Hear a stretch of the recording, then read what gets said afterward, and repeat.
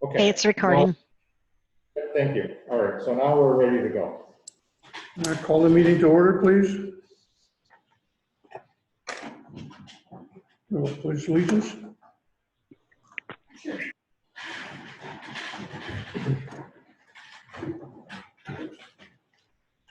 Allegiance to the flag of the United States of America and to the republic for which it stands, one nation, under God, indivisible, with liberty and justice for all.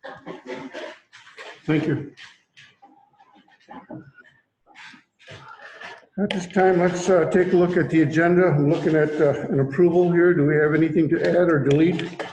Do we need roll call? Okay, let's back up to roll call.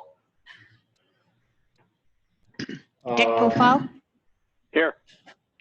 Mike Berlin, Here. Gary Mertig, Here. Bill Metzinger, Here. Martin Vitek.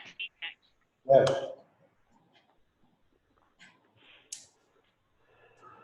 Quorum is declared. Thank you. Now we can go to the approval of the agenda. I make a motion that we approve the agenda. I have a correction. Because I was in the Bond Waters last week and the item number 5, update the employee handbook. I basically had sent that the week before I did the writing on this. I'm going to pull that from the agenda for this meeting because Max was going to get me the update on that because he had a couple legalese in there he wanted and he did not send it this morning. So we'll delay that to next meeting. I'll make a motion we approve the amended agenda. Have a motion by Bill. I'll second it. We have a second by Martin. All those in favor signify by saying aye. Aye. Any opposed? Abstentions? Motion carried. Number 3, public comments. Any public comments out there? Mike, I'm here to talk about the consent agenda when we get to it. That'd be fine. One last public comments. Moving on, number 4, approval of the executive meeting minutes, July 13th. I'll make a motion to approve. We have a motion by Gary to approve the agenda as presented, I will second it. and Bill seconds that. All those in favor signify by saying aye. Aye. Any opposed? Abstentions? Motion carried. Number 6, number 5 has been pulled. Number 6, a resolution process. This was asked to be put on the agenda for how resolutions are brought to the county board. There is a write-up which you've all read. I will just go through and highlight what's in the handbook, which is approved by the entire county board, and that's Article 7. Right here, all resolutions brought before the county board must, on the screen, introduced by a county board supervisor, a committee of the county board, or the county administrator. Should be so stated in the resolution which committee, county board member, or county staff has introduced said resolution. All resolutions should be presented to the county clerk at the call of the clerk as the clerk's time to distribute copies to supervisors. Supervisors and committee chairpersons should be prepared to answer questions pertaining to resolutions. And this was what the county board approved in their handbook in March. One of the things that this committee is tasked with is every 2 years taking the county board handbook and reviewing it and presenting it back to the county board for approval for improvements or corrections. And it could be done at any time. It doesn't necessarily have to be done right before a new county board takes session. My original intent was to bring this handbook back to the county board basically a year from now. So basically you adopt it basically in the fall of 21 so that it would have plenty of time to go through. It took us 5 months to get through this process. But that way, if we started in the fall of 21, we'd have plenty of time to review it go through any changes that need to be made and adopt it before the new county board would take a new session in April of 2022. And so with that, you saw the write-up and the resolutions and listing what the resolutions that we talked about at the county board and the history of that. So that's all in that write-up that you had looking for, and I didn't have any proposed motion for this. Yeah, see, I still have a potential problem with this, when the county board supervisor could basically inundate the county board with multiple resolutions. I believe that they should have to come from a committee. The county board person could have a resolution and say, where should it go, what committee? Whether it's us or somebody else, because I could introduce 15 resolutions this month, and according to this, I can do it.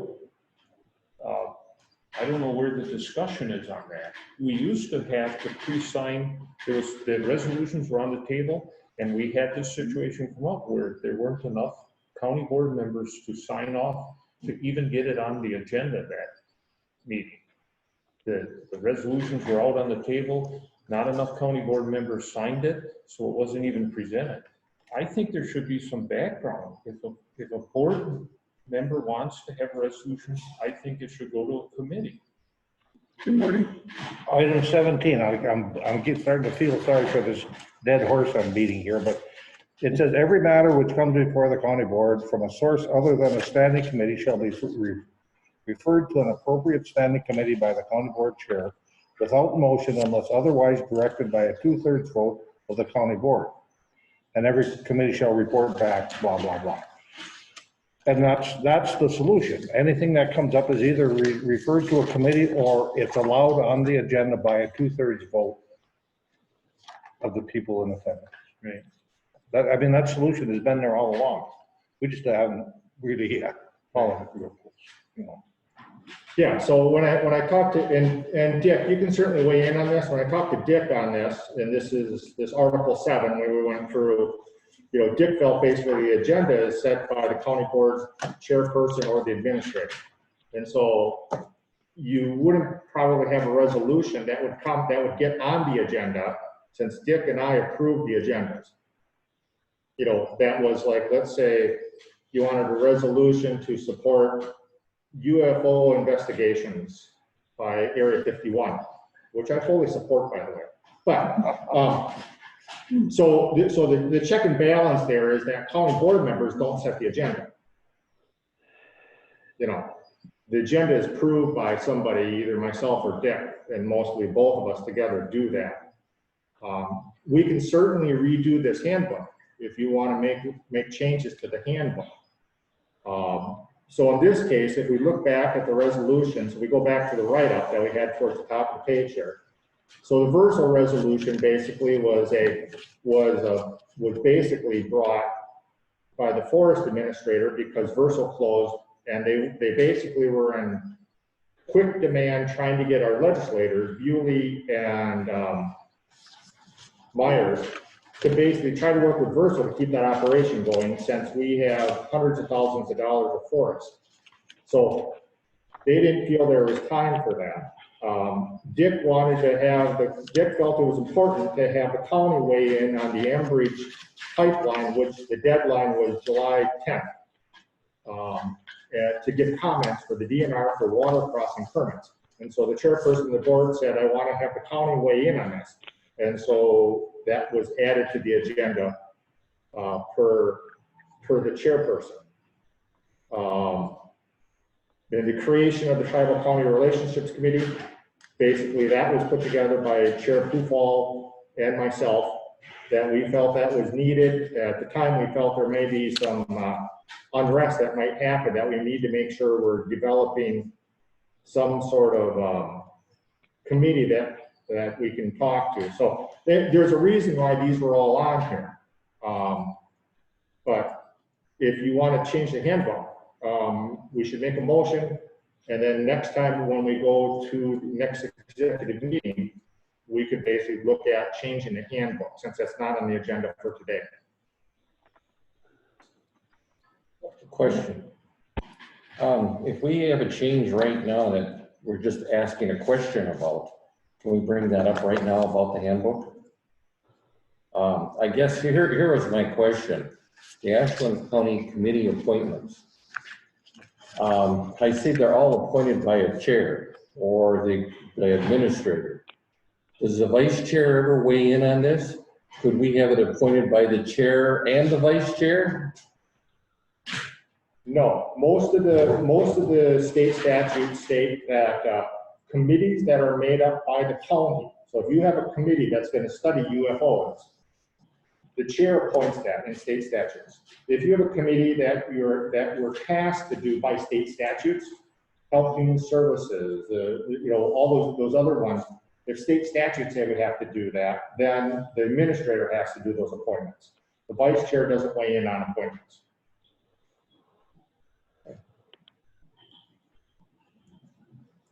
Marty?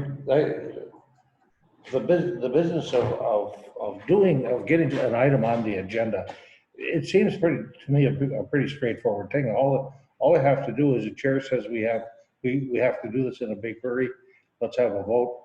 And I can't imagine not getting a 2/3 vote on any of these items. That's what happens when you adopt the agenda. When you adopt the agenda, every item you've looked at beforehand, because everybody reads the packet ahead of time, you've all looked at it and you're approving the agenda. But it hasn't come through a committee. I don't believe that's actually what most county board members feel. They don't think by approving the agenda that they're approving that resolution. I just think we're heading down a road that we're not going to stop. Because we're going to have 21 people entering resolutions that have. But those have to come through me or Dick to get on the agenda. They wouldn't make the agenda if Dick and I don't approve it. County board members don't get to add things to the agenda unless there's two of them that put together, and that's in your packet. How are things put on the agenda? You guys approved your handbook that said the chairperson, the county administrator, two county board members that sign a statement that say they want something on the agenda, or a county staff, which is basically approval by me. The county staff can't put it on their without my approval. So it sounds like you have some issues, some concerns about the handbook. And so my recommendation would be, since this is not on the agenda, to basically work on the handbook. We should have work on the handbook at the next meeting, and then you guys can make recommendations. You can make recommendations to the county board if you want to make adjustments to your handbook. That would be the proper thing to do. You know, what you were saying, remember how we used to do it, how we used to have to sign that? Do you think that we should go back to that? Would you prefer doing that? I know there's pluses and minuses, but if that's going to be added to the handbook, is that something that we should consider? You know, I had no problem signing those things, and if it takes 2/3 of the people. The court counsel said we shouldn't be doing that, because every resolution that's on the agenda, you take a vote on, do you want to approve it or not approve it? The confusion happens, and this happened to us. Max actually ran a process, and he's like, we got to stop doing this. He was looking at some sort of ordinance, a resolution or something. And in the minutes, it had this thing, and it was signed by majority of the people. But then, for some reason, Max decided, I'm gonna go back and check the minutes. Well, it was signed by everybody, but it wasn't approved. So it creates confusion. So we do not want to have resolutions. We do not want to have resolutions that are signed by everybody unless they're approved.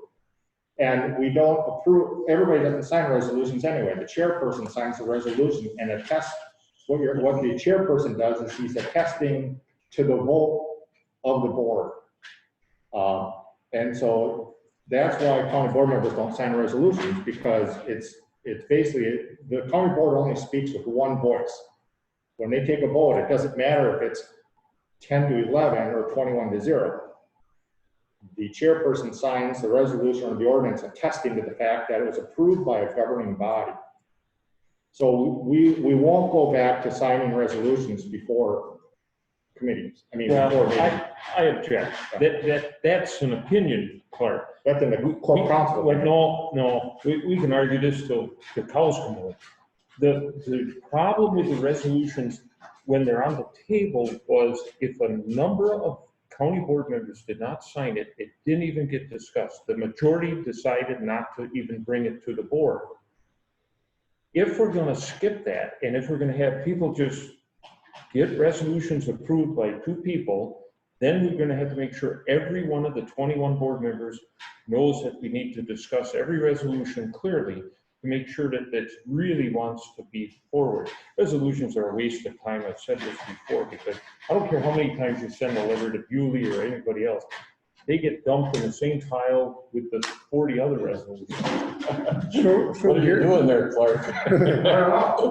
Gary, Handful of ink. No. are you making a motion? I'll make a motion that we bring it up for more discussion in the next meeting to look at the handbook, because I like Marty's idea that we already have something in there. Yeah. Maybe it's just a matter of moving a paragraph or a sentence or 2 into this Article 7, or taking something out of this to refer back to that. So I think as long as it's not on the agenda, I'll make a motion at the next meeting, we talk about whether or not we need to change or correct the. Language. Do we have a motion? I'll second that. And Marty seconds this motion. All those in favor signify by saying aye. Aye. Any opposed? Abstentions? Motion carried. Thank you, Gary. Thank you. I'll have a write-up by core council also, to make sure that we follow legal advice on this. One of the things too that that raises some concern here for me is if we've done this at our last meeting, we passed some things that didn't specifically follow our rules. Could somebody challenge it on that basis, the decision, for example, the letter to our representatives regarding Versal, for example? Somebody comes along and challenges that puts us in a not too good a position, I would think. Well, I not to dampen it, but I fully support what Gary says on this, which is resolutions are basically just kind of a feel-good thing that, Yeah. this is how we feel as a group, we feel this way. They have no legal standing, there's nothing to challenge. It's not an ordinance, so, I don't think there's any legal. Something that could be challenged, like say the committee with Bad River, that 2-person committee. Someone come along and challenge that because it was done not specifically following these rules. I don't think it's a legal issue, but I can certainly have Max weigh in on it. A committee that's organized by the county board at any time can be disbanded by the vote of a majority of board members. Yeah. They can just say, we don't want to have this committee anymore, and it goes away. But the point is, we haven't done that. No, you haven't, but you could if you don't like the committee. Yeah.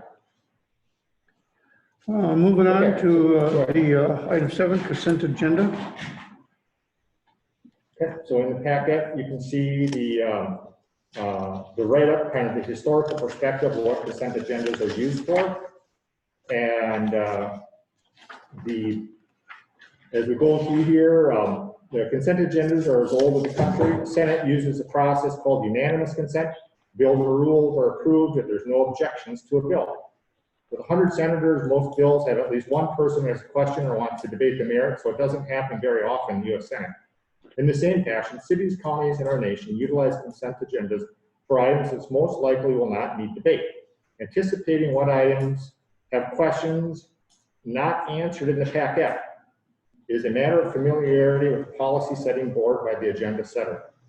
Any item can be removed from the consent agenda by the request of any individual board member without a second. This will allow the board member who requests the item to remove from the consent agenda to bring up their question regarding the merits of this particular agenda item.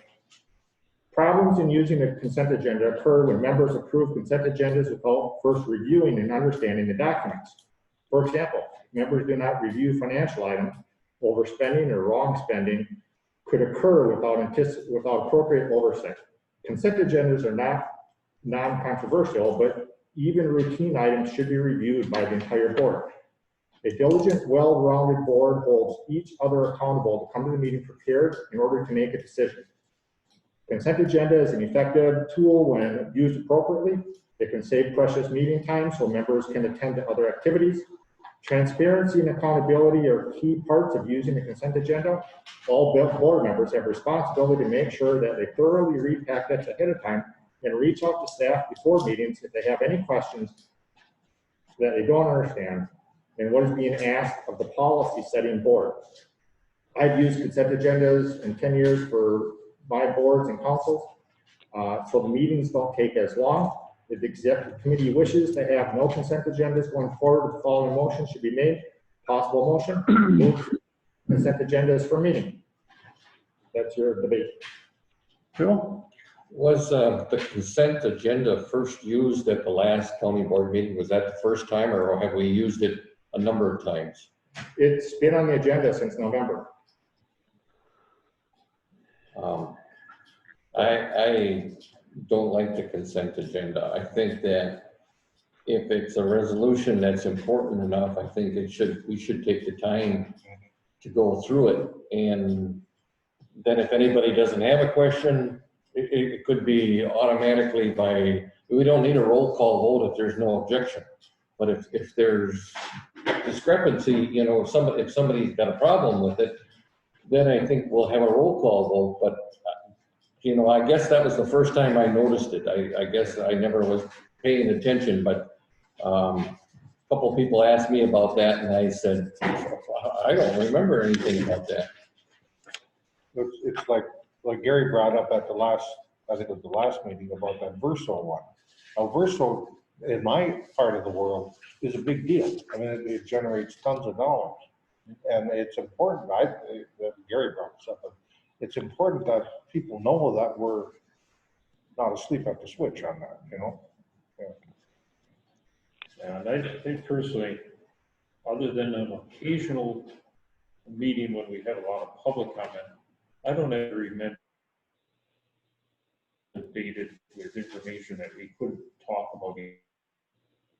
I feel, especially the last meeting, which we'll get into later, was the worst meeting I've ever attended. And I think by having a consent agenda where most of the county board members clearly did not understand what was going on, and there were objections to even voting yes, I think we should just do away with the consent agenda. That's Kathy, like this. Commissioner Kathy Schutte, make a presentation, comment, It's okay if I speak? speak. At the last meeting, when we had the consent agenda, I was very disappointed in it because, and maybe Clark will tell me that I'm repeating it correctly, he'll kind of tweak it. In a consent agenda, nothing in there can be, what's the word I'm trying to use? Discussed. It can't be anything that anybody objects to. It can be just simple things like Ashen County Board celebrated the 4th of July. Nobody would argue with that. From number 2 through number 6 on that consent agenda should never have been put under the consent agenda because there was no discussion. You didn't even give us a chance to discuss it, to ask questions. The Verso thing, I was involved in that and I wanted to talk about that. And when it came time, they said, you can't, it's already been, with a wave of the hand, all 2 through 6 items were passed. And I didn't even get a chance to speak about it. And the one about the, making a resolution to have a tribal relations committee, in my 5th term, I've never had where they wanted to make a new committee about something where we didn't get to discuss it. Who was going to be on the committee? Was it going to be volunteer? Were they going to get a per diem? Who was going to pick the people? Was it going to have how many people on? This is not the way you do to keep the public involved and in tune to what's going on. I hate the consent agenda. It is not for the people, by the people. It's for somebody trying to push something too fast. I don't believe The number one thing was to approve the minutes under consent. Maybe that could have been in there if nobody had any discussion about the minutes. But we didn't know that.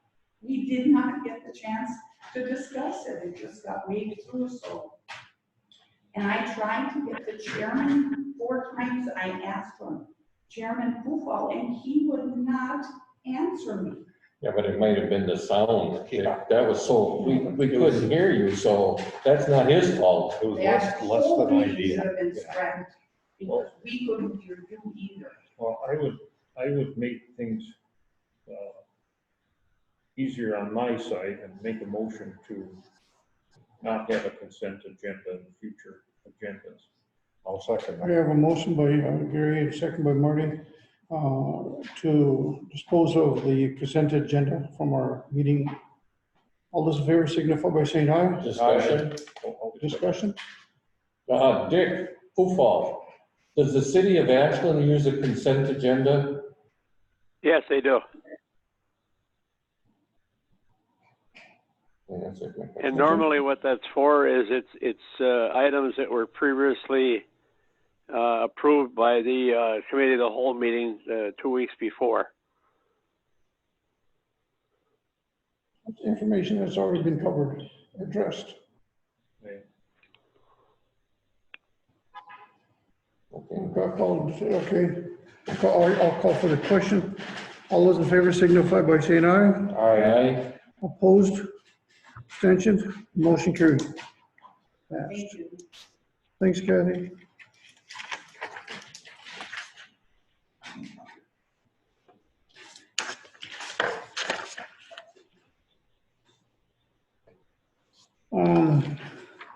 County Board meeting space during COVID-19?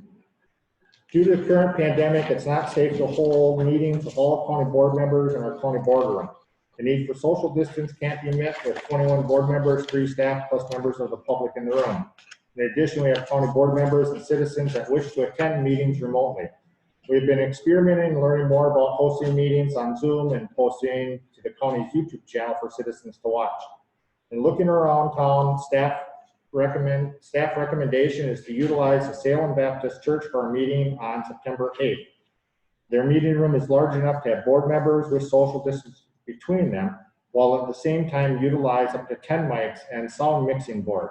We'd be able to have board members that wish to attend in person along with board members that wish to attend remotely. The public could continue to attend via phone or computer for public comments and to watch the meetings live. There not be any desks for board members, they'd just be chairs. The reason we're picking this site is more or less a turnkey operation regarding sound and computers. Staff would test the system out ahead of time to ensure the cameras work. This camera here works. The cost will be $200 a meeting. We are purchasing a new sound mixer and we're exploring new microphones. So the committee meetings will be continuing to be held in our boardroom, have better sound for remote attendees and for the YouTube channel. And with that, I would say the motion is move to hold the September 8th meeting at Salem Baptist Church. Also move. I will second that. Gary made the motion Discussion. and Bill seconded, and Gary wishes to discuss. Just a quick point. I want to thank Clark and the staff for this because I think this will really help getting us back in the same so we can see each other. So I want to thank I you. hear that. Yeah, we went all over town. We were at the hotels, we were at, the Brighton Center we could use for free, but I do not have the confidence that with the auditorium, I just don't think we can get the sounds to work. Yeah, because we are still gonna have people that are gonna do remote. There's no question about it. And the Brighton Center just is not gonna be available. WATC is not, the schools don't want us in there. So I think this is a good solution, and Joe, the guy that does that sound system up there, he knows about 1 million times more than I do, and he's helping me with this, and we'll get this figured out for the next committee meeting, but, and then we ordered 3 new mics that have, these are very directional mics, they're meant to pick up just you when it points at you, and we're getting mics that have the rounded edges so that they'll pick up like that. And then, so we're gonna put like maybe 4 or 5 mics in here so that future meetings, you'll be able to sit out on the outside edges and you'll be perfectly heard. And the people on that YouTube channel up there will hear you also. So I'm very confident I'm gonna figure this out. Thank you. Good job. I'll call for the question. All those in favor signify by saying aye. All right. Aye. Any abstentions? Motion carried. Thank you. County Administrator review process? Been a year already, eh? Huh? Been a year already, huh? Yes, it has. Time flies when you're having fun. County administrator has been with the county since September 3rd, 2019. As with all employees, feedback is sought out to encourage for needed improvements. The administrator reports to 21 board members equally, and only as a group can they provide oversight and job performance evaluation. Attached is a proposed evaluation form for county board members to fill out. It is staff's recommendation that board members fill out the evaluation, return it to the county clerk, in order for that office to tabulate it and provide a summary to the full board. The administrator's contract automatically renews on September 3rd unless either party wishes to end such contract or negotiate. Possible motion, move to send the county administrator evaluation to board members to fill out, and then we basically have it back for the September 8th meeting for the board, a summary of it. My gut guess is it'd probably just be an anonymous fill out form when it comes back. And I would probably go into closed session for the performance eval from the county board to receive feedback. Because I would also like to talk about the contract act. I have a question. If it automatically renews on September 3rd and we don't meet to the 8th, what happens? I mean, if you automatically get a renewal on September 3rd and we review it on the 8th, we're kind of after the fact, should we not somehow do it? No, so the contract, it's a pretty light contract, and I basically, at any one full county board meeting can be asked to leave the county, regardless of the contract.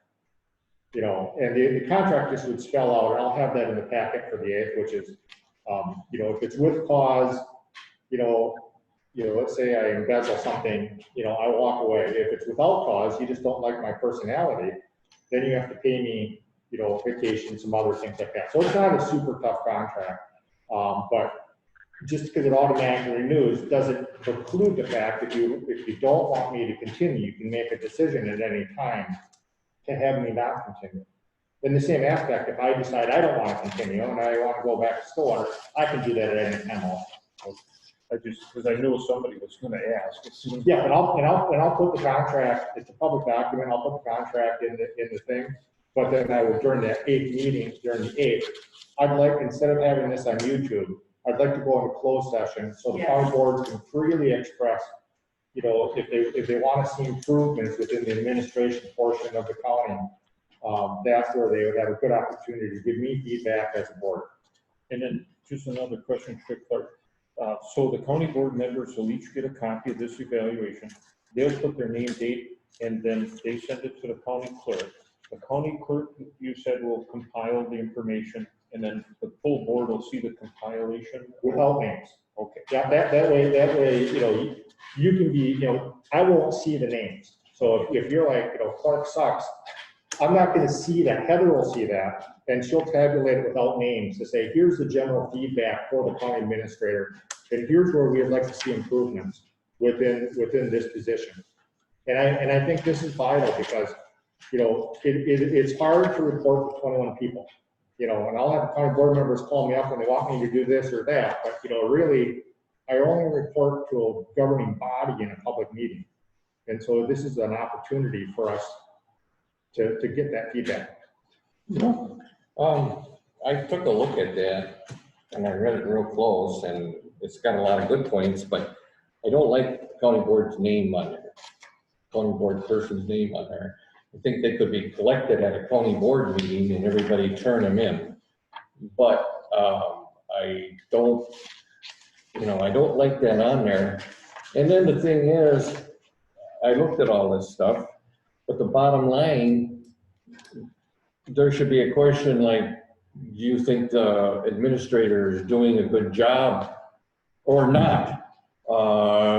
Is there, you know, does he have the confidence and approval of the county board? You know, I'm not just picking you out, but I'm just saying, if there's a big problem, if 15 members on the county board says that he should be replaced, you know, then in closed session, I think, well, we should discuss it then. But, you know, I think you're doing a good job, Clark, don't get me wrong. Sure. Yeah, but I'm just saying, I think the county board needs to weigh in as far as what they feel with the administrator. You know, how they, you know, there should be some questions. Do you think he is good overall performance, you know? You mean kind of like a general direction we should go, that sort of thing? Right. Yeah. But, you know, there's all these different things that, hey, you don't do this, or you do this good, or, you know, but there's, the bottom line is, what does the county board actually think?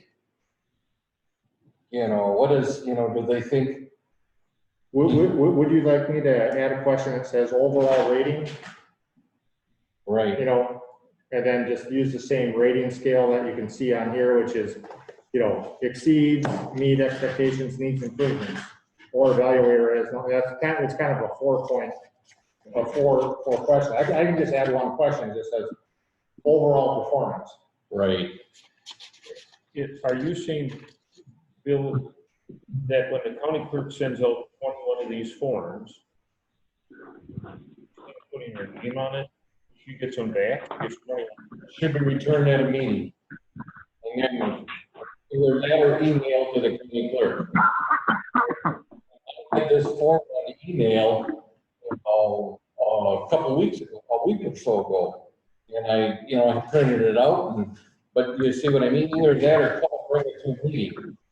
And there's no way that if I say, I don't like Clark, you know, there's no way someone can come back and say, well, this guy doesn't like Clark, you know, or you know, maybe the chairperson, well, I don't like this guy and he doesn't like Clark, and, you know, so. But how do we know we get 21 unique evals? I mean, otherwise. Select them at a county board meeting. And if So we don't have 21 people at a county board meeting. well, when that person, if they're not at the county board meeting, they should email them. What do you think? Think about the name. Does it make a difference, or is it not just? Well, my thought was, if you think about this way, county board members have plenty of time to send it back to Heather. Heather can tabulate it. When you get to the county board meeting, you'll have a packet for closed session to say, what does the overall board feel? And you go back to that question, overall rating. What is, you know, does the county board really, what does the county board want to keep me on? That's your question. The rest of it is, if you're going to keep me on, what should I work on? You know, the first question is, do you want me? If you don't want me, then it's all moved. But what we have to do, we have to make sure we get as many as we can, people to get feedback, to say, you know, and you know, you may really like me, and you're like, well, I'm just going to put in 5 positive reviews for Clark, and all of a sudden you got 32 reviews. You know, Yeah. Heather has to have a way to make sure we get 21, and or you can pick somebody else if you don't trust Heather. But I'm not the one who's going to see it. But I would think Heather would be the one, confidential, that would be able to see these. I mean, she tabulates your votes confidentially when you vote for chair and those other things. So we trust her to do that. I think we should trust her to receive this and make a tabulation. So I'm not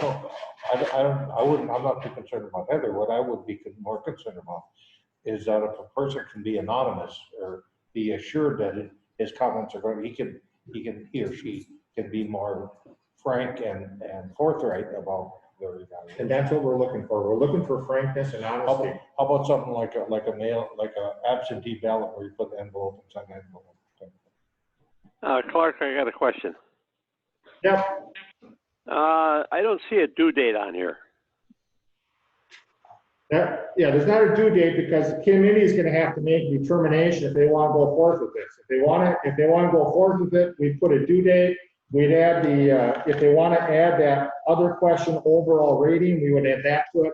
So the committee's kind of just working through this process to decide if they want to do this. You don't have to do this. I mean, I'm asking for this myself just because I want to know what the board feels about my performance, because I want you guys to have somebody in this position that you're happy with, or at least you're not displeased with. And I don't expect to please all 21 of you. You know, that's not my job. My job is to do what I think is right overall, and some of that will make people happy, and some of it will piss people off. That's what, when you get 21 people, that's what happens. The chair recognizes Commissioner Schutte. Mike, this is just a suggestion or possibility. So when we get together at the meeting, the county board meeting, and you have your evaluation filled out, Heather can say, Mike Berlin, are you handing in your thing, and she'd check your name off. Bill Metzinger, are you handing in? She'd go around and you wouldn't have to put your name on it, but you would have said, I'm handing in my.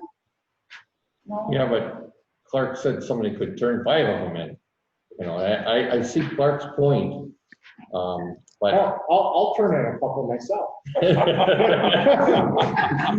Clark is a superstar. Well, I guess,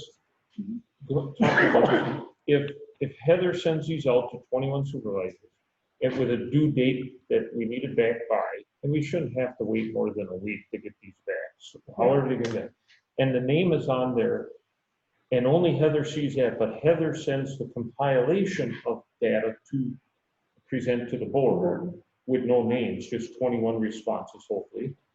I think we could live with that. I trust Heather, as long as Heather's the only one who gets these and compiles them. But the compilation's just the data out there with whatever extra questions you need. Because I see your point, you know. Well, actually, he hit on a really good point. So let's say we don't do this by email. Let's say we have Heather mail all of these, Right. and it comes in with a return envelope. Okay, and it's just A through Z or whatever, or 1 through 21 or whatever. Then at least it doesn't have to be your district. Right. Then it can come back without a name on it, and Heather's not going to know that District 10's envelope is number 14. She's not going to know that. Right. We just randomly send them out. So I think that's a fair idea, because that way even she wouldn't have that. And then when the staff, when it comes back in for the staff's gonna not open this up because it's gonna have Heather's name on it, and you know it's gonna say whatever, confidential or whatever. So you're not gonna spread that information to the other 3 staff in that office. So I think that's a good idea. I think it's a good idea to have the evaluation. I think that's, you know, if there's some comments that are really bad, that could be a place to improve. And, you know, so I think the evaluation is a good step forward, because I don't know if it's ever been done before. I don't think so, you know, that the administrator was evaluated. I remember for Jeff, I don't ever remember doing it. Or Tom Keewig, you know, I don't know if they ever did anything. I don't know. There's a motion. It just, yeah, and just because when we get the compilation, my assumption is the county board would go into closed session, and then we'd all be free to talk about, you know, I see question 6 shows great performance. Does anybody have a problem with that? And then if somebody has a, you know, if there's somebody out there that says, well, no, I think at least we'll be able to discuss. Because maybe each of us sees something different than Clark at a certain point, you know. But I would make a motion to have Heather send this out with that recommendation. That it's sent out in 20. Hello? Who's on? Okay. Oh, Richard Huber. That was Rich. All right, continue with your motion. We have a motion. We have a second. Marty seconds this. Discussion? And I will add, as part of that motion, I will add your question, which was an overall rating. Yes. Because I'll be honest with you, there are probably some people aren't gonna fill it out. They're just gonna wanna do that one question. And I get some people on as interested as others. So that's gonna be overall performance rating. I'll do a one question also for people that are just like, he's doing fine, whatever. And to be added here that this will be done in closed session. Well, I think When we get to county When board. we get it back, that'll be part of the packet for the next county board. I never want to be discussing somebody's job performance. Oh, God, no. I'm done with it. I'll call for the question then. All those in favor signify by saying aye. Aye. Opposed, abstention, motion carried. Thank you. Item last, emergency declaration extension. Okay. On March 18th, the county board chairperson, along with the county administrator, jointly declared an emergency due to the current pandemic. This declaration was ratified at the next county board meeting, which was on April 3rd. It expired on July 18th. COVID-19 has not subsided, and as such, it is necessary to renew the declaration in order to facilitate state and federal reimbursement dollars related to COVID, and be prepared if we need to enact other policies which can't wait for a board meeting. We don't see the state of emergency anytime soon, and instead of coming back to the board every few months, staff is recommending that we extend it to the end of the national state of emergency. We can rescind this declaration any time the situation is deemed under control. The executive committee is asking to support and recommend that the full board ratify the declaration at its next meeting. And this is obviously not an original idea on my part. WCA is just stating for FEMA, it's going to be an easier issue to basically just have it till the end of the national emergency. I talked to one county, they've done it 3 times already, and finally on their 4th time, they just did what they did. Because they're coming back every 30 days or 45 days, and it doesn't make sense to do that. And Dick is supportive of this. Discussion? I'll move for adoption. Bill moves to adopt. Marty seconds this. All those in favor, call for the question. Can we just do a quick discussion? Cole? Would you anticipate at our next county board meeting that Liz would come over and update us on this whole COVID thing? Because there's a lot of BS going around. You're not looking at Facebook, are you? I would advise you not to get your news on Facebook, but I'll have Liz give an update. Good point. Commissioner Shooty? One thing, Mark, is it mandatory that you wear the mask when you're in Ashland County? According to the governor's order, if you're inside of a building, like this room here, you need to wear a mask. Okay. If a store has a sign up that says you must wear a mask when you enter the store, but you get in the store and nobody has a mask, everybody. So I'll actually talk about this after this. Let's get this motion voted on, because I have an update where I will be talking about. I'll call the question. All those in favor signify by saying aye. Aye. Opposed, abstentions, motion carried. Okay, for administrative updates, just to let you know on we got our equalized value report from the state, preliminary equalized value from the state, and we look like we're around a 1% change. So didn't go down, up, down.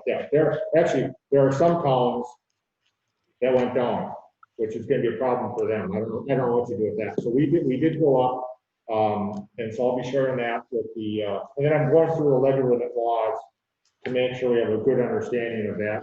The timeline itself, we haven't really changed the timeline. We're still looking at getting back from the nonprofits we give money to, and then the departments, we're looking at getting that information back on the 20th, and then having a meeting like the following week with finance to get the first review at it.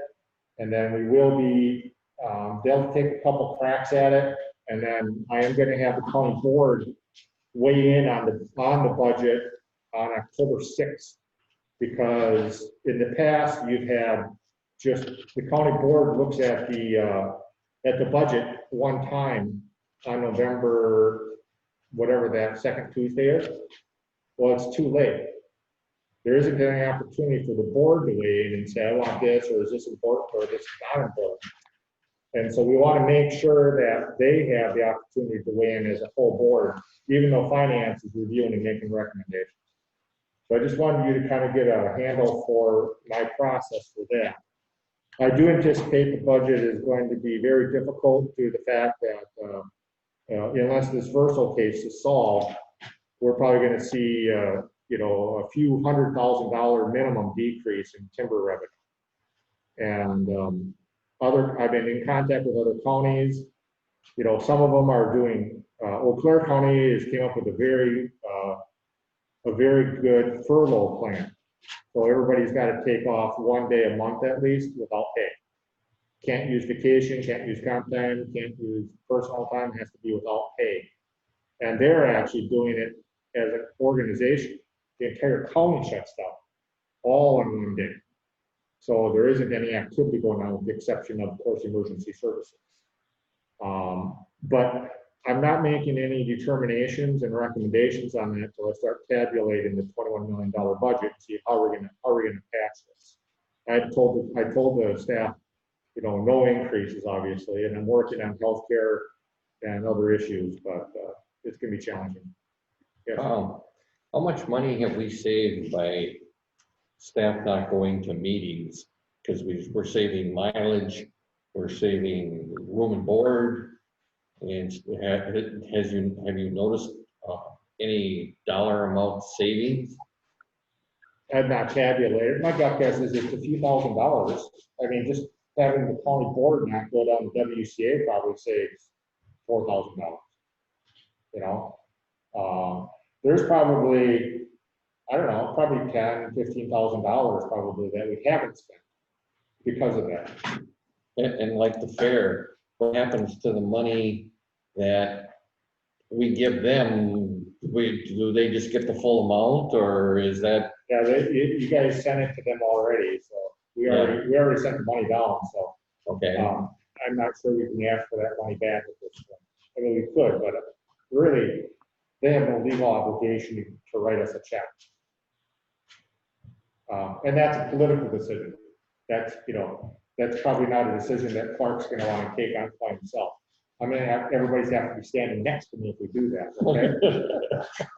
Yeah. Another thing I just wanted to mention, that the Park Falls Paper Mill, it's got a different name now. They opened today, and they hired supposedly 70 people, and they're not Park Falls Paper Mill anymore. They got a different name, but they're making like packing, cardboard packings is what they're making. And I know several people in Ashland County that got hired back or now, but today I think was the first day. So that is a plus rather than just sitting there with that mill being completely closed.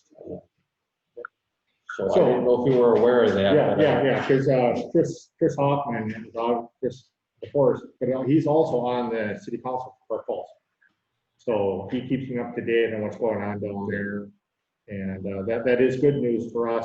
We're anticipating, we had budgeted $750,000 from timber revenue to support the county operations.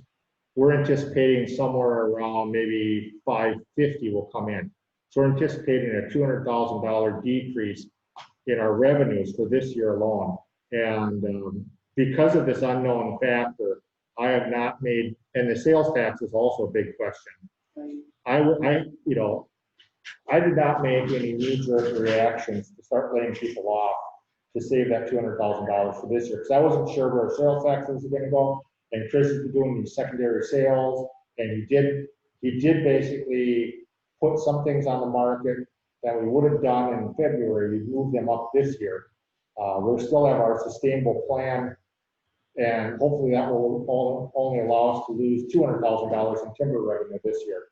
But I'm anticipating at least the same $300,000 decrease in next year's revenue too, which will affect this county. So on the COVID, just to let you know, this is the county, this is the county site here.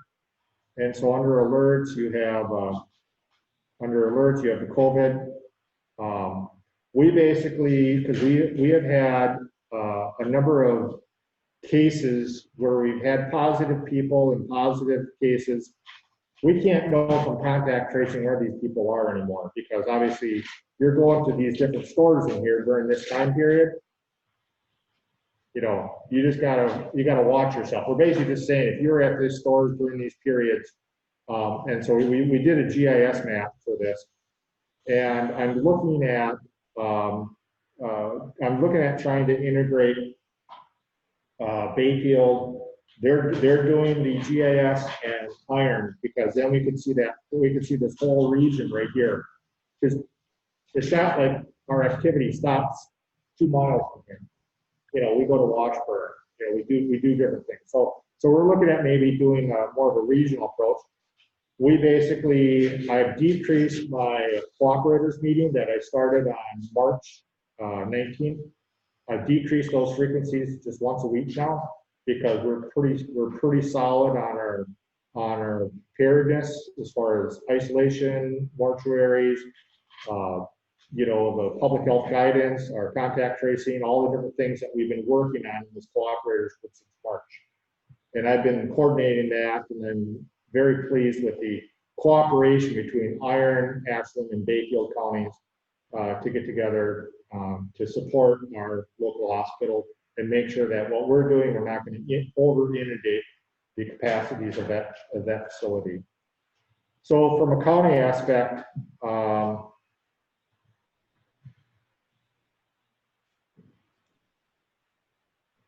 so you're at 25, 1 death, and we've had negative cases from testing. So we're trying to work with Bad River to get another National Guard testing set up. That has been kind of a state and federal issue. The federal government has said they want to pull back on National Guard testing, with the exceptions of Florida and Texas. So for whatever reason, our administration in Washington wants to keep testing at those 2 states, but not the rest of the nation, at least from a fiscal standpoint. They help out with that financial aspect. So I'll be curious to see where the state goes if that federal money goes away to support National Guard testing. So let me throw a question out here.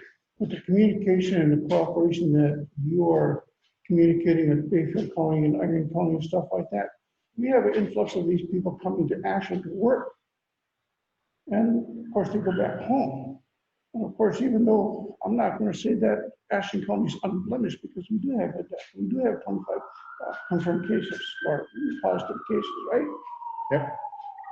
Is there any thought or discussion on the table with regards to the transient of these individuals coming to Ashland County to work, or City of Ashland, or like say, for instance, the 70 people that we just is going to work down over in Park Falls? Yeah, and so that's why when I created this group, I got Iron, Ashland, and Bayfield, because you are right. Like, we had a positive case at a manufacturing facility right out on the east side of town. You know, well, that person lived in Bayfield County, but they worked here. And so the positive case was counted at Bayfield, but the exposure rate was Ashland people. So that's why all of our 3 public health officers are on these calls, because we coordinate that and we coordinate the contact tracing. In addition, we have the Sheriff's Department, dispatch, I have the hospital, the administrators, and then I have, just because of the size, I also have Ashland EMS, Emergency Services Fire, Dave Webb, on here, just because he does a lot of these calls and responses. So that's kind of the group that we have. But yeah, we are coordinating between our public health officers.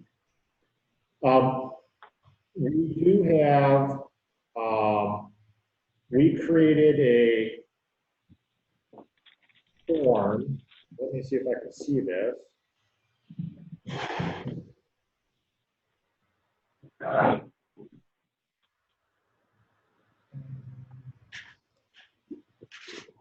I'll have to find this form. I can't find it right now, but we did create a form. If somebody says the Kathy's question, which is, okay, we have somebody, a business that's not doing this. They're not complying, they're not doing this. So we have a form for the citizens to report to if they want to say, hey, there's a problem. For the most part, we're being proactive. We are reaching out to these businesses. So we are going out and we are trying to help guide them into the direction they need to go. We had maybe a half dozen that basically didn't have signs up and weren't enforcing this. We talked to them. Most of them basically got on board and said, yep, we'll put up a sign, we'll enforce, we'll have people wear masks. We have one business who basically is not as compliant. We are going to be working with them. We're working with court counsel and the district attorney, which is if they don't comply, what does that mean? We obviously don't have the staff in the public health area because this is not a sheriff's issue. This is a public health issue. We don't have the staff to go out and do all this enforcement and stuff like that. Mostly, we're not going to go individually. We would rather see businesses post signs and encourage people to do this for people that enter their business. Because we don't have the time to go by one and do this. So that's where, so we're coordinating that to try to, figure out the governor's order and what does that mean? And are there court challenges to that? So. And I don't have any further updates for this committee.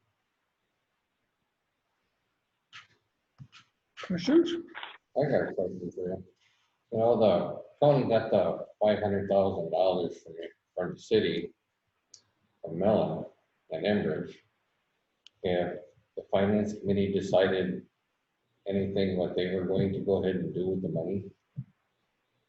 So- Or they go use it for help to see after the budget or?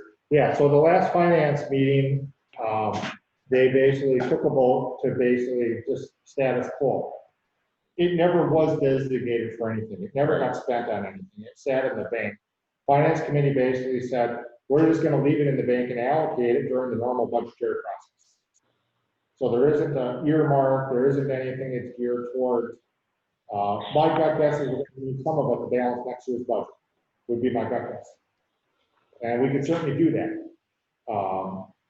So there isn't any decision that's gonna be allocated.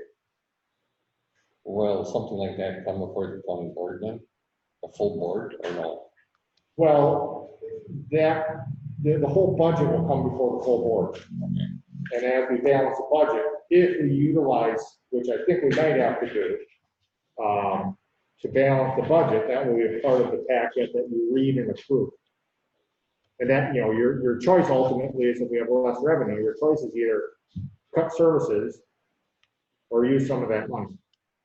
Or lay off staff, services, lay off staff, whatever, it's a pretty simple, it's a hard choice, but there's really only so much you can do with levy limit laws. You can't increase the levy. And since you have decreased revenue, you got to balance it somewhere. There's no finance meeting scheduled for the month of August. The only thing we got coming up is the roads meeting next Monday. Yeah, highway, yeah. Yeah, highway. Yeah, we might be able to have one on the 27th. I have to see if we can get our stuff together. What is it needed? Oh, Lori says August 27th is the next finance meeting. Okay, August 27th? Okay. there's no more executive before the county board then. Nope, county board, I'm anticipating county board is going to be on the 8th at 9 o'clock up at the church. So we will, And October 6th. and October 6th. Yep, and the reason October 6th is there, because October 6th really, once you start hitting that, you have some really hard deadlines. You have to meet these the public hearing for this is gonna be on the 10th of November. And in order to get it in the paper, it has to be in the paper so many days ahead of time. That has to go to the paper like somewhere in here. So August 6th, October 6th, county board, and then the next week, basically, probably finance. And then after that, we have to publish it. So yeah, so that will be all part of it. It really gets, you don't have much choice in your meetings when you get to that time period. You have to just follow based on what does the paper need to publish it in order to make it to that meeting on the 2nd Tuesday. So when is our next executive meeting to discuss the handbook changes and other stuff? Do we have a date or? Yeah, we can set a date. Is that we're at the next meeting date? Yeah, I guess so. I just kind of wondered, I just kind of going through the schedule to see when if we got dates set for the county board now. We got 3 county board meetings, September 8th, October 6th, and November 10th. Do you want to have a executive meeting on Tuesday, September 15th? About a month from now?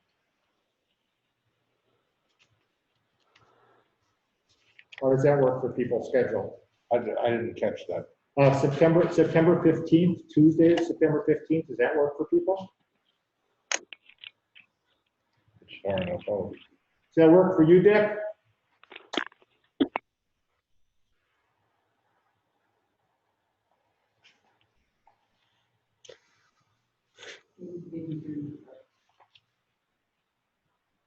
I'll take another thing, Bill.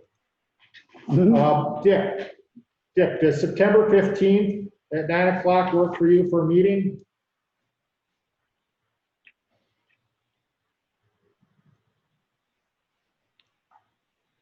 I'm sorry, I had it muted.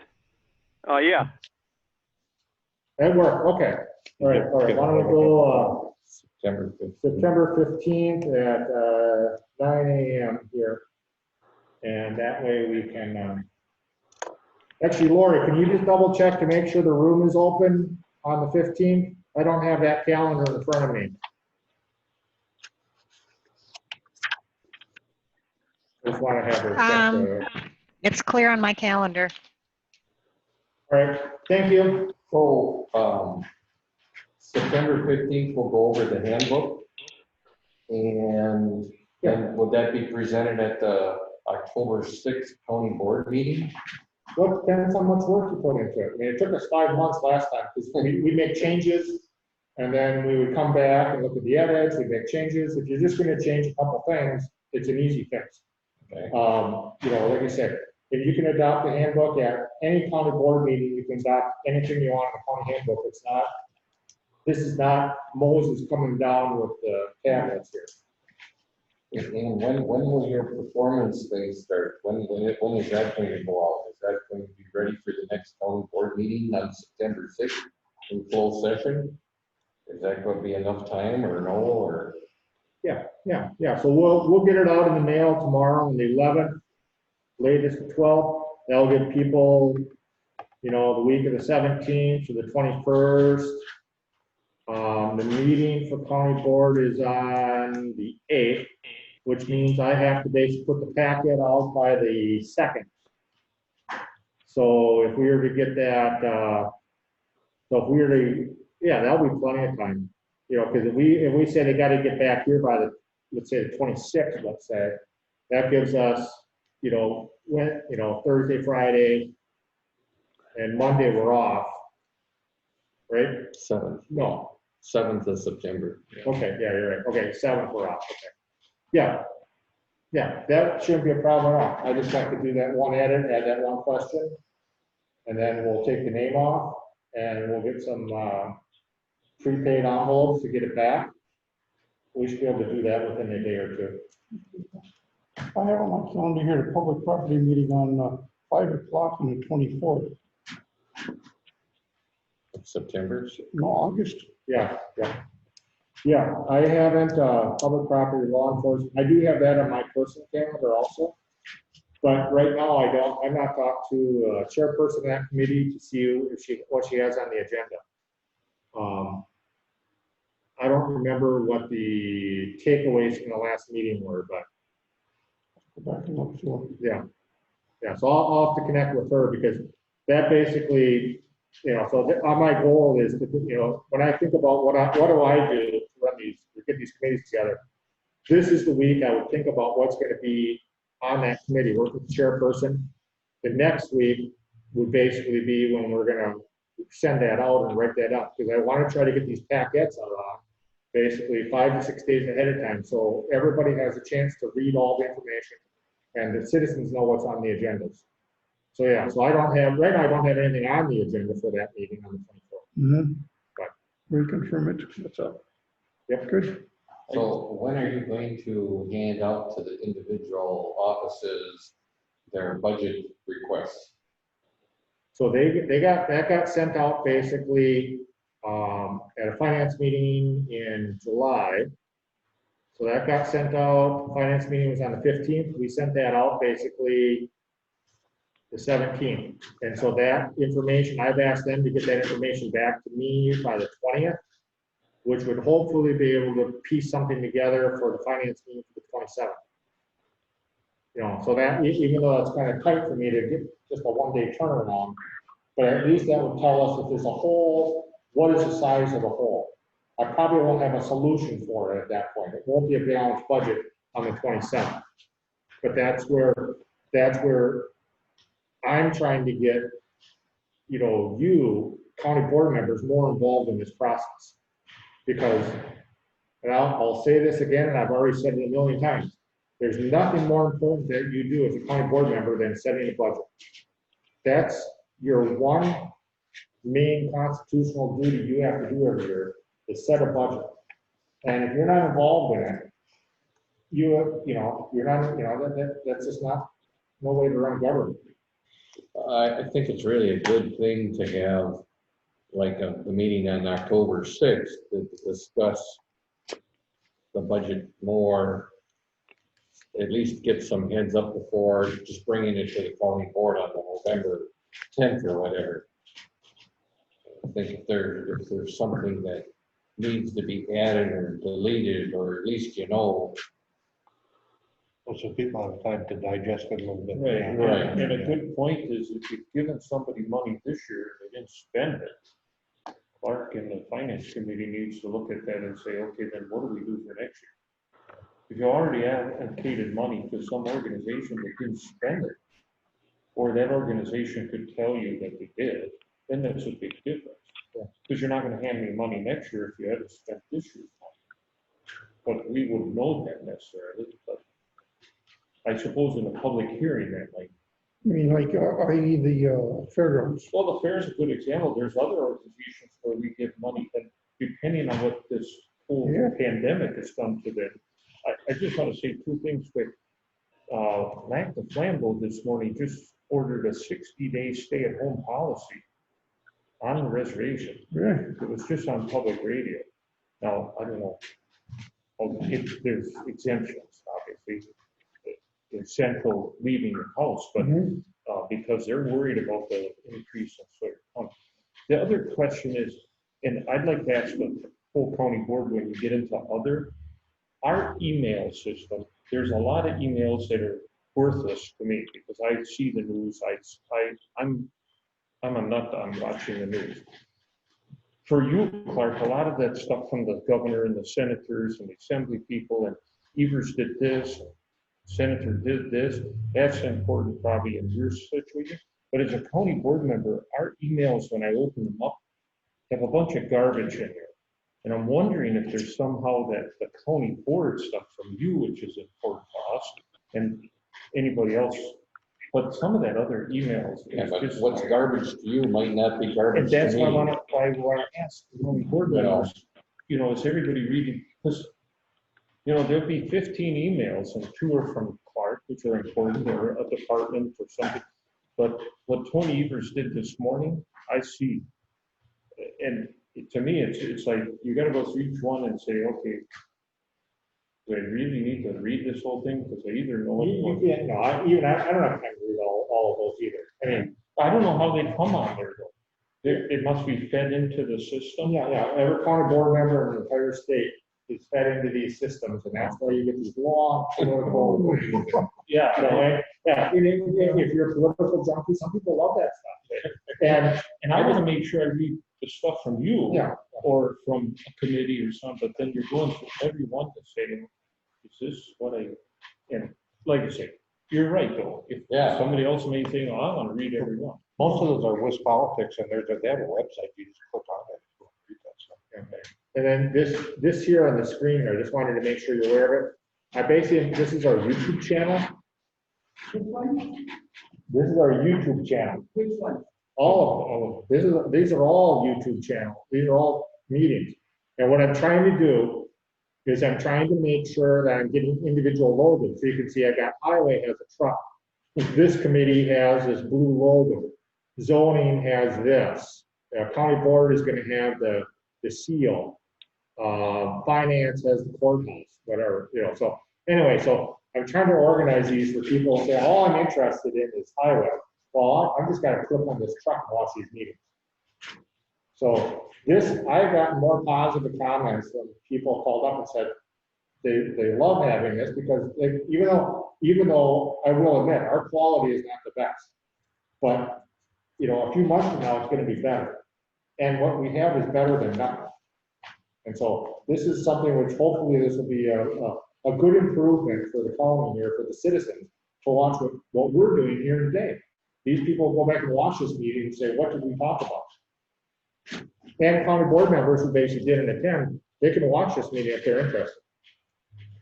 Are the minutes from your tape recording the minutes, are they printed out and stored someplace, like the county clerk's office or something, or? Are they on the website? What are the minutes? The minutes from the meeting, are they, what happens to them? Are they stored someplace or? Yeah, so basically, so if you look at the screen here, you got agendas and minutes. And then you have all your different, committees, you got county board. And then in here, you'll have like here, it's county board minutes. And so here's your approved county board minutes that are on here. But what about committees? Yeah, they're there The too. committee meetings are there too? Yeah, so here's your executive committee. So here's your packet from today. County board, here's the meetings that you've had this year so far. Here's your August meetings. So here's each individual item that we talked about today. And when the minutes get approved, then I'm moving them to another folder called minutes. Because I want to make sure that it's just not, because sometimes you'll change the minutes. And I want to make sure if you change the minutes, they're not the minutes that are in the packet. They're the minutes that were physically approved or by the governing body. And so then they'll be moved into here. So the minutes that you just approved will be put into this folder eventually. So this is, and I've done this at the last county I was at. I did this in the last city I was at. This is a great way to organize all this information. And again, we're trying to increase the transparency of what we do in government for the citizens. Questions? Cool. Kathy? I have just one quick thing before we go. In 1992, I was elected to the County Board of Supervisors for Aspen County. And when the new list came out with the new people that were elected to the county, that years of service is not recorded under my name. It doesn't show that I had 2 separate terms on the county board. And it would mean a lot to me if that could get corrected to show that I served and was elected in 1992 to the county. Just a point of clarification. If you go down to 21, fine. It says I came on in 2012. Did I not come on before you? What I'm thinking is, are you absolutely sure? Are you saying you came on in 12? No, I came on in 1992. Oh, prior. Yes, and I Okay. served one full term, and Yes. I was elected, but it doesn't reflect that on there. No offense, because when you said that a couple of months ago, I kept thinking, well, Kathy, I don't remember you being on the day I came on. Because I go, You're in kindergarten then, weren't you? yeah. You and George came on the same year. Yes, Look at that. George and I served Were on, you off the county board then? I only served one full term because I worked for the school district and they wouldn't allow me to come to meetings during the day, so I only served one term. So you got off. I got off and then I got, so I'd like that corrected to show that this is actually. That's pretty tough to correct. Yeah, it's a It typing. wasn't, I wasn't appointed. Well, I'm just trying to decide what we would, because you're not probably the only person who's come on and off the county board over the years. The question is, how do we, how do we reflect that? Because it says since, you'd almost have to have a, Take the word since off and say in parentheses, 1992. well, but that would give everybody else a Yeah. false sense of, Then you'd be like George Mickel, you've been there since 1992, No, that's not true. no, it isn't, but you could have total years of service or something. I mean, because somebody else might have come on and I'll give you a good example. I had 30 years on the school board, but not consecutive. I Right. would beat a couple of things. So. I was on the county board, yeah. Right, yeah. You could do, 5 terms, let's say. Right, right. I- You could put fifth term on there. Yeah, Yeah. In Because then parentheses. if- yeah, They could- in George Mickel, it would be the same thing. George Mickel from 1992 is gonna be whatever, 26 years, I think. Yeah, but he's had 13 terms. Yeah. That would be one way we could do this. I'll talk to Heather and see what she says. Okay, thank you, Clark. Yeah, because I when you said that a month or so ago, I kept thinking, I remember my first day here and I didn't remember Kathy sitting there. And I said, how did that happen? Okay, we're still recording until you want to close the meeting out, and then Lori will close. I'll make a motion to adjourn. We have a motion to adjourn by Gary. Second. We have a second by Marty. All those in favor, signify by saying aye. Opposed? Okay, Lori, can you stop the recording?